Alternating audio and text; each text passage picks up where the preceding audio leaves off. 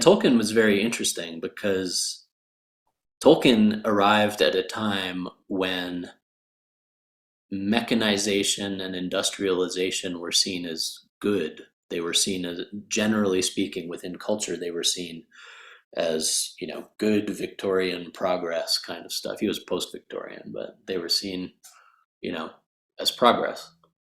And Tolkien, um, kind of drawing on the fine tradition of William Blake, and the Romantic poets, but Tolkien was one of the first modern authors to say, no, the the the mechanization and industrialization and factory nature of modernity is in fact inflicting evil on the natural world. Like Tolkien's vision of evil is very industrial. It's very industrial. So that's something that is interesting because I think in the Western world, the vision of evil for a long time had been that which is mysterious, that which is dark, that which is feminine, right? That which is earth based as opposed to spirit based. This had all been conflated with evil. And Tolkien came along and he said, no, nature, the talking trees and the talking animals and this type of thing, nature is the heart of the good. And what human beings are inflicting upon nature is because of the discordance of wanting to sing their own song at the expense of all the other songs, right? So I think those of you who have come to these study groups or take courses with me know that I don't try to sell a particular viewpoint. I'm not trying to sell you on a viewpoint that evil exists. Um, Martin Shaw, who many of you may know, the storyteller Martin Shaw, he just wrote a piece about the devil that was interesting.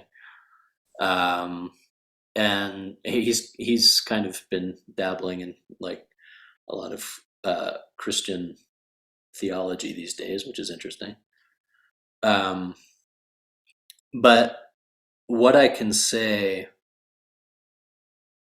there's there are non-dual teachers out there who will tell you like that evil doesn't exist. And what I can say, there's a quote from the 1997 film The Usual Suspects. I think it was 1997. Said the greatest trick the devil ever pulled was to convince the world he didn't exist. Yeah.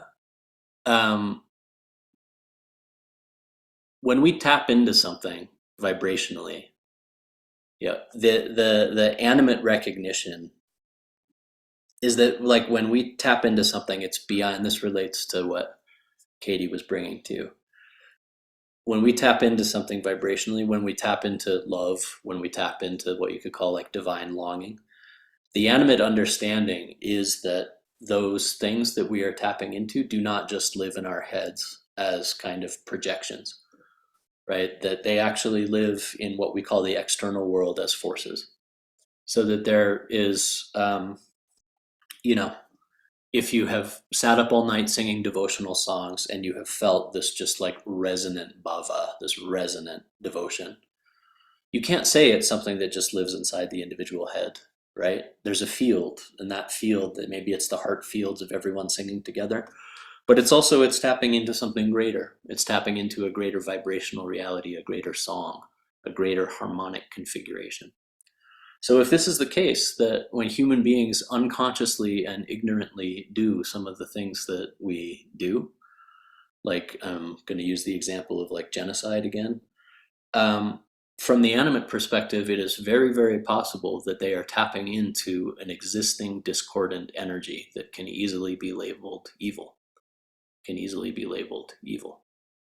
right? It's not just some like animism requires us, and requires is like, like, but it asks us to bend our modern Western way of thinking and to understand things as both internal and external forces. And um, within that, to understand, um, and there's a scene in the Lord of the Rings where Sam and Frodo are in the midst of Mordor. It's not in the movie; it's in the book. um, Sam and Frodo are in the midst of Mordor, and Sam has a vision of a star high up above, and he sees things for a moment through the perspective of the star and all the things that are passing, you know. And I don't know why that just came to me, right? Mm. There are larger forces at play, and those forces have driven human beings to do wonderful and beautiful things and to write great musics, right? And to sing together in deep and harmonious ways and to cooperate together in deep and harmonious ways. And there are also larger forces at work that have inspired human beings to do the worst possible things to each other. And whether you name it evil or not, I think that needs to be recognized, right? I think if you're really going to work with understanding animacy, it's like that needs to be recognized. That it's beyond just like a philosophical inquiry into like, is it evil just because I want to preserve myself and I see that anything that could destroy me or my family is evil? Or is it tapping into a greater force that may have at its heart a deep discord to it?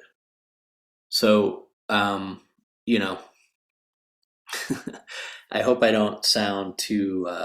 And again, I hope everyone realizes that I'm just presenting viewpoints on this, and this is up for everyone's inquiry. And I'm not, telling people how to live or anything like that.